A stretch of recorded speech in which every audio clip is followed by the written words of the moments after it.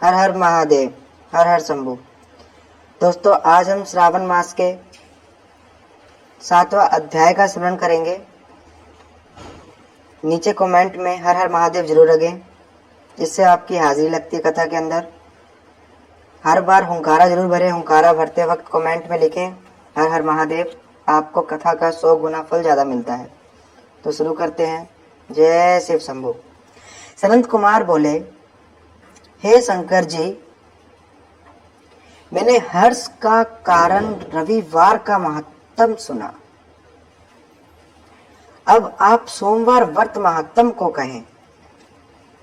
ईश्वर बोले, हे सनंत कुमार, रवि मेरी आंख है, उसका श्रेष्ठ महत्तम हुआ।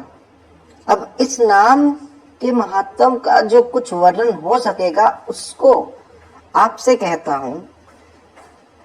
एक आग्रहित चित्त होकर सुनो। चंद्रमा का नाम सोम है, ब्राह्मणों के राजा सोम है, यज्ञ साधन सोम है, यह वार मेरा स्वरूप है। अंत सोम इसका नाम है। यह व्रत संपूर्ण फलदायक होने से भी अति श्रेष्ठ व उत्तम है। 12 महीने सोमवार व्रत करना उत्तम है, लेकिन यदि इसकी सामर्थ्य ना हो तो श्रावण मास के सोमवार का व्रत अवश्य करें। ऐसा करने से 1 साल के व्रत करने के बराबर फल मिलता है। श्रावण के पहले सोमवार में सोम व्रत का संकल्प करें।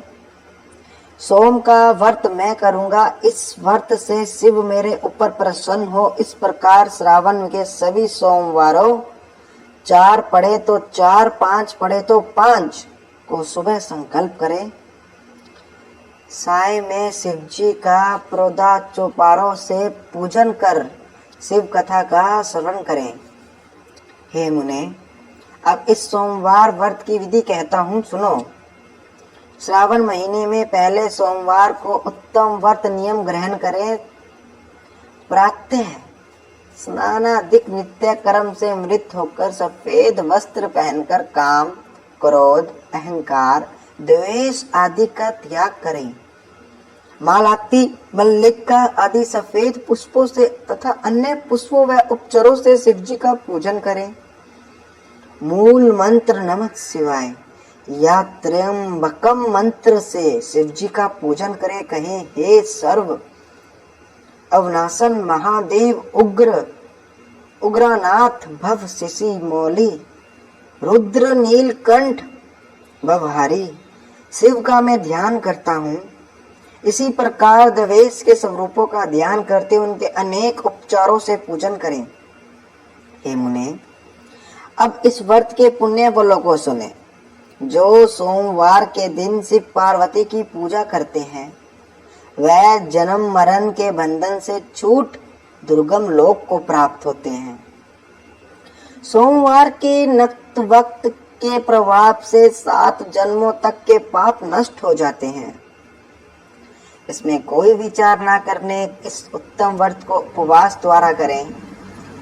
इस व्रत को करने से पुच्छेच्छा वाला पुत्र वह धन इच्छा वाला धन प्राप्त कर लेता है और अंत में प्राणी उत्तम विमान द्वारा रुद्र लोक जाकर पूजित हो जाता है। मन, धन और जीवन को चालमान जानकर प्रयत्न से व्रतोद्यापन करें। सर्वप्रथम यथाशक्ति चांदी के विषुव पर स्थिति उमा महेश्वर की सोने की प्रतिमा बनावें। सुंदर लिंगा तो भद्र मंडल बना उस पर घट की स्थापना करें। घट को 2 सवेस्त वस्त्रों से ढकें। घट के ऊपर तांबे या बांस का पात्र रख उसके ऊपर शिव पार्वती की प्रतिमा रखें। श्रुति, स्मृति और पौराणिक मंत्रों से शिव का पूजन करें।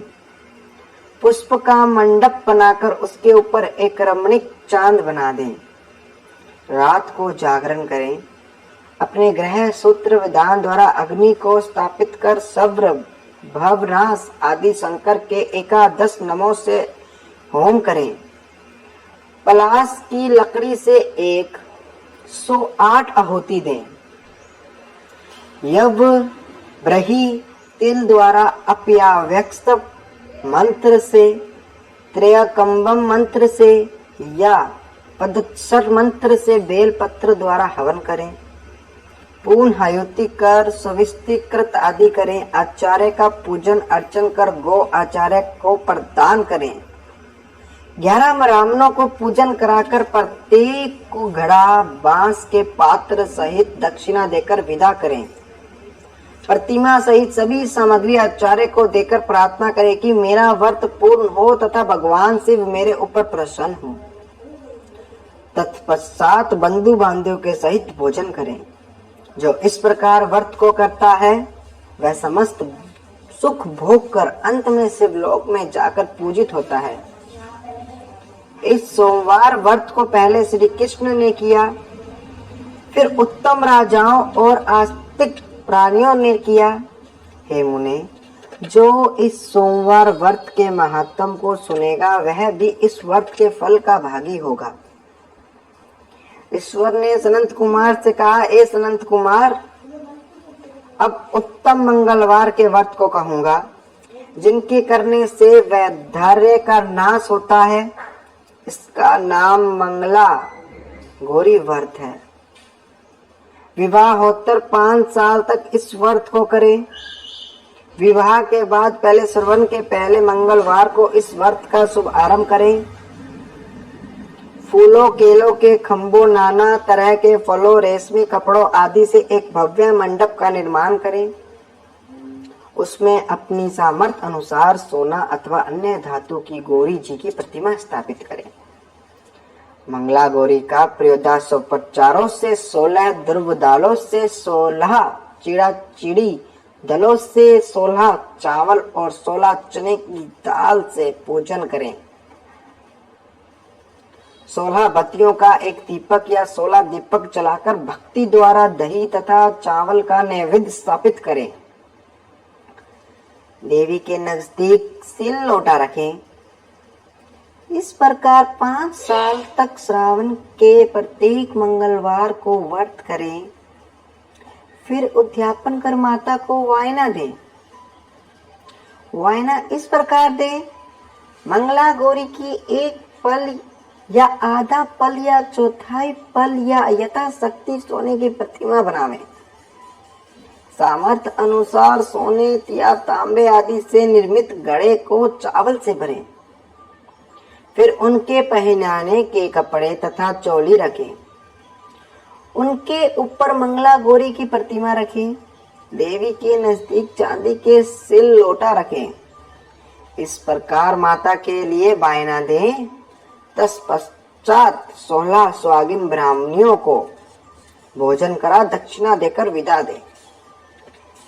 हे विप्र, इस प्रकार व्रत करने से 7 जन्म तक सौभाग्य प्राप्त होता है।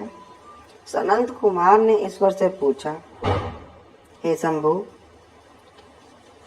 इसको पहले किसने किया? वह इसको करने से क्या पुण्य फल हुआ? हे प्रभु, आप सब मुझे बताएं। ईश्वर बोले, हे मुने, पूर्व काल में कुरु देश में एक श्रुति कृति नाम वाला शास्त्र ज्ञाता कृतिमान वह शत्रु रहित राज्य राज करता था। पुत्र सुख छोड़कर उस राज्य को सब आनंद था। संतान के लिए वह राजा हमेशा चिंतित रहता था। पुत्र दुख से दुखी उस राजा ने एक बार जप तथा ध्यान युक्त होकर देवी की आराधना की। उसके तप से प्रसन्न हूं देवी ने उससे कहा, हे राजन, वर मांगो। श्रुति कृति ने कहा, हे देवी, यदि आप प्रसन्न हो तो श्रेष्ठ पुत्र प्रदान करने का मुझे वरदान दे। राजा की ऐसी वाणी सुन मंद मंद मुस्कुराती हुई देवी ने कहा, हे राजन, तुमने दुर्लभ वस्तु की याचना की है, लेकिन कृपा कर तुमको पुत्र दूंगी। हे राजन, तुम्हारा पुत्र अनंत गुणी होगा, लेकिन 16 साल से अधिक नहीं जीवेगा। और यदि सुंदरता तथा विद्यावहीन पुत्र चाहो तो वह पुत्र बहुत समय तक जीवित रहेगा। देवी की वाणी सुन राजा चिंता करने लगा। उसने अपने भाइयों से विचार कर सुलामपूर्ण सुल सक्षम संपूर्ण युक्त पुत्र मांगा। तब देवी बोली, हे राजन, मेरे दरवाजे पर एक आम का पेड़ है। मेरी आज्ञा से तू उसके एक फल को तोड़कर अपनी पत्नी को खिला दे। उसके खाने से उसी समय रानी गर्भवती हो जाएगी। राजा ने ठीक ऐसा ही किया। फल के खाने से रानी गर्भवती हो गई। उसने 10वें महीने में देव तुल्य एक पुत्र प्राप्त किया। हर्षित राजा ने शिव स्मरण करते हुए उसके सब संस्कार करा। उसका नाम चिरायु रखा। जब पुत्र 15 वर्ष का होकर 16 साल में लगा तो संपत्निक राजा को चिंता होने लगी। राजा ने विचार किया, यह पुत्र बड़े ही कष्ट से प्राप्त हुआ है। अपने समक्ष इसकी मृत्यु कैसे देख पाऊंगा। अतः राजा ने पुत्र को मामा के यहाँ काशी भेजने का प्रारंभ किया। रानी ने अपने भाई से कहा कि तुम कार्तिक वेश बनाकर इस लड़के को काशी ले जाओ। मैंने पूर्व में पुत्र प्राप्ति के निमित्त भगवान मृत्युंजय की प्रार्थना की थी कि हे दवेश, पुत्र की प्राप्ति होने पर उसे जगतपति की यात्रा के लिए भेजूंगी। अतः तुम पुत्र को इसी समय ले जाओ। इसकी यत्न से रक्षा करना। बहन की वाणी सुनकर भाई अपने भांजे को साथ लेकर काशी को चला दिया। कुछ दिन पश्चात वह आनंद नगर पहुंचा। वह वीर सेन नाम का राजा राज करता था। उसकी कन्या का नाम मंगला गौरी था। वह बालिका सर्वगुण संपन्न वह रूप लावण्य से युक्त थी। उस काल वह बालिका अपनी सखियों सहित एक रमणीक बगीचे में खेलने जाती थी। उसी समय राजपुत्र चिरायु तथा उसका मामा दोनों वहां पहुंचे। वह दोनों बालिकाओं को देखने की इच्छा से वह वहां ठहर गए। इतने में ही खेलती हुई बालिका में से एक बालिका ने क्रोधित हो राजकन्या से अत्यंत कठिन दुर्वचन रंडा कहा। इस दुर्वचन को सुन राजपुत्री ने कहा, तू अयोग्य वाणी क्यों कहती हो? मेरे वंश में कोई स्त्री ऐसा नहीं है। मंगला गौरी के व्रत के प्रसाद व प्रभाव से मेरे हाथ में चावल जिसके मस्तक पर गिरे तथा उसका विवाह मेरे साथ हो जाए तो वह अल्प आयु होकर भी चिरायु वाला होगा। तदंतर सब बालिका अपने अपने घर चली गई। उसी दिन राजकन्या का विवाह था। उसका विवाह बालक हिल देश के धृमा राज के पुत्र सकेतु से होना निश्चित हुआ था। वह राजकुमार मूर्ख कुरूप तथा बिहार था। अतः वर पक्षियों ने मंडप में उसके स्थान पर कोई अन्य वर ले जाने का निश्चय किया। ऐसा सोचकर वर पक्षी चिरायु के समीप जाकर उसके मामा से बोले, यह बालक हमें दे दो, क्योंकि अपने बालक द्वारा हमारा कार्य सिद्ध होगा। यह सुनकर उसका मामा हृदय से राजी हो गया, क्योंकि उसने वाटिका में बालिका की वाणी सुनी थी। लेकिन वह उनसे बोला कि आप लोग बालक को क्यों चाहते हो? कार्य सिद्धि के वास्ते वस्तु मांगी जाती है, परंतु वर की भिक्षा नहीं की जा सकती। परंतु फिर भी आप लोगों के गौरवार्थ में बालक को देता हूँ। वर पक्ष के लोगों ने चिरायु को ले जाकर वहां विवाह सिद्ध कराया। सपत्पति आदि कार्य होने पर रात में गौरी शंकर के समीप वह चिरायु मंगला गौरी के साथ सो गया। उस दिन चिरायु का 16वां साल समाप्त था। अतः रात को सांप के रूप में काल वहां आया। देव योग से उसी समय राजकन्या उठ गई। वह सर्प को देख भय से कांपने लगी।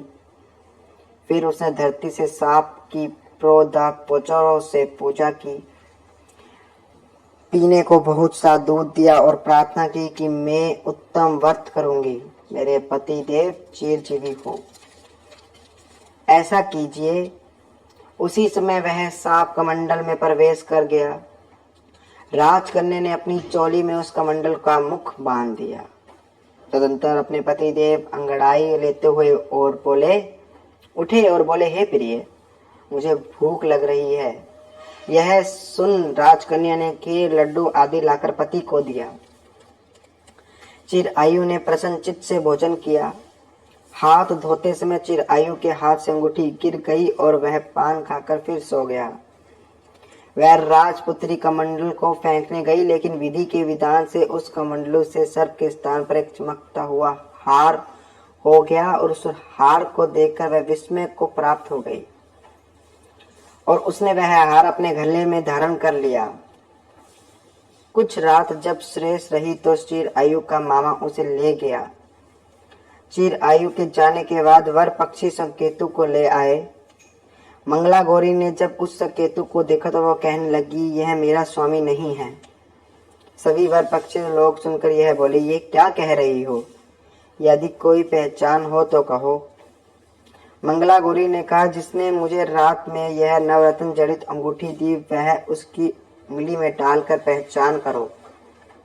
रात में पति देव ने जो हार मुझे दिया, उस हार की सुंदरता कैसे है यह कहे। तथा रात में आम्र सचन के समय मेरे पति देव का केसर युक्त पैर मेरी जांग में लगा हुआ था, सब लोग उसे भी देखें। रात्रि में समय जो कुछ बातचीत हुई तथा भोजन हुआ, उसे भी यदि यह कहे तो यह मेरा पति होगा। लेकिन चिन्हों में से संकेतु के बताए हुए एक भी कोई पहचान नहीं मिली। तब सब लोगों ने संकेतु को वर मानने से इनकार कर दिया। वर पक्षी सभी जैसे आए वैसे चले गए।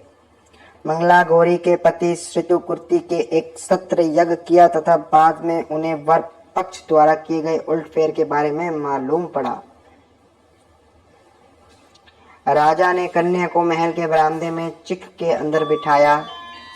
1 साल तक यात्रा करते हुए चित्रकेतु अपने मामा के साथ फिर अपने ससुराल के हालचाल देखने आया। जब मंगला गौरी ने चिक के भीतर से उसे देखा तो प्रसन्न हो अपने माता पिता से कही कि मेरे पति आ गए हैं। राजा ने पूर्व में कही गई सारी पहचानों को देखकर उसकी अपनी पत्नी पुत्री को चिरायु को सौंप दिया। शिष्ट लोगों को सहित राजा ने विवाह उत्सव कर वस्त्र आभूषण असब हाथी रथ तथा बहुत सी सेना देकर चिरायु तथा मंगला गौरी को विदा किया। चिरायु अपनी पत्नी वह मामा तथा सेना के सहित अपने नगर पहुंचा। जब चिरायु के माता पिता ने लोगों के मुख से उसके आने का समाचार सुना तो उन्हें विश्वास नहीं हुआ, क्योंकि भाग्य पे विपरीत कैसे हो सकता था। इसी बीच चिरायु अपने माता पिता के पास आया और प्रेम मगन हो माता पिता के चरणों में प्रणाम किया। मंगला गौरी ने भी अपने सास ससुर को प्रणाम किया। माता पिता अपने पुत्र तथा पुत्र वधु को देखकर अत्यंत प्रसन्न हुए। सास ने पुत्र वधु को अपनी गोद में बिठाकर सब बात पूछी तो मंगला गौरी ने श्रेष्ठ व्रत महत्तम और जो कुछ इतिहास था वह सब कहा। शिव जी बोले, हे अनंत कुमार, यह मंगला गौरी व्रत आपसे कहा, इसे जो भी सुनेगा कीर्तन करेगा उसके सभी कार्य सिद्ध होंगे।